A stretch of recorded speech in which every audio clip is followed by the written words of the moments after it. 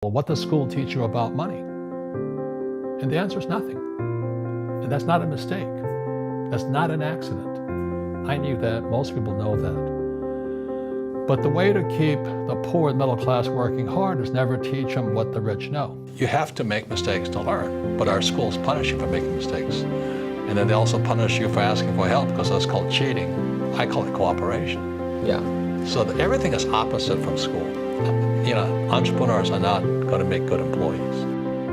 So I don't have to pay tax as long as I'm like Elon Musk in partnership with the government. And that was always my ultimate goal, was to be a good enough entrepreneur that the government would want me as a partner. So when I buy, 1,600 units down in Tucson, government loves me because I'm providing housing.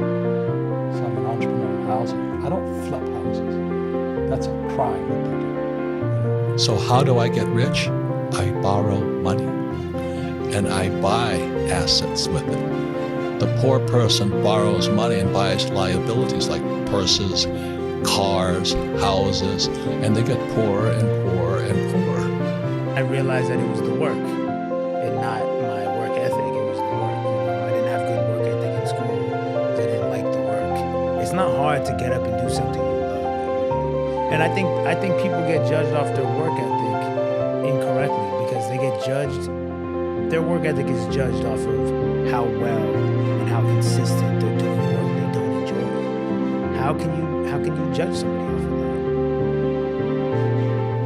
I realized that it was the work and not my work ethic. It was the work.